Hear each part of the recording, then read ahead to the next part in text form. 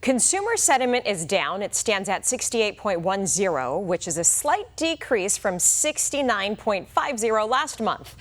The lower sentiment means that more Americans are unsure about their money and, as a result, are more careful about spending it.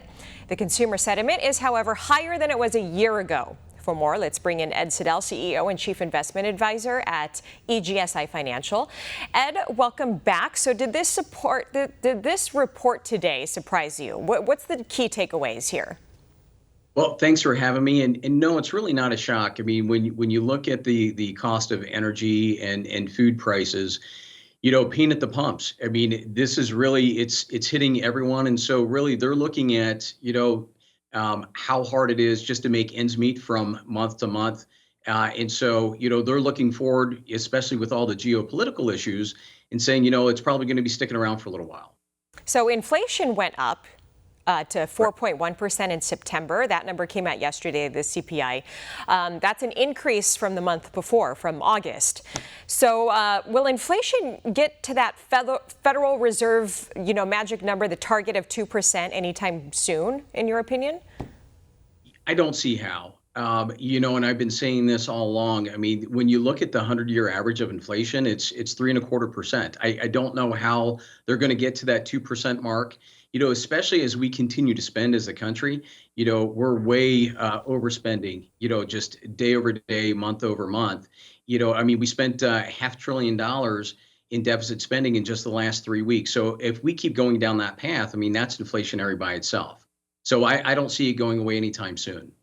Okay, so then we're looking at the Federal Reserve, because their strategy is to raise interest rates to bring that inflation down. So the average interest rate right now today for a 30-year fixed mortgage is almost 8%. That's up 3 basis points from just a week ago. Now, I know you don't have a crystal ball, no one does, but do you think interest rates will go down anytime soon with the lower consumer confidence?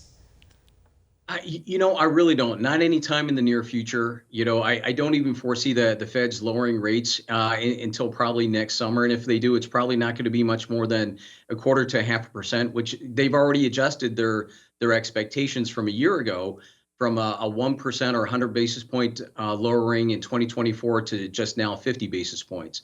But I don't think it's going to have that much of an impact on mortgages. And even if it does, it's not going to be much more than probably 50, 75 basis points. So I don't think we're ever going to see that 2-3%, at least in our lifetime, at least not in the near future. Wow, in our lifetime. So do you think it's going to go up from here then, up from that 8%? You know what? I don't know. It all depends on what we do, the leadership in D.C. and if we get spending under control, because, we added 75,000 new jobs that were all government jobs.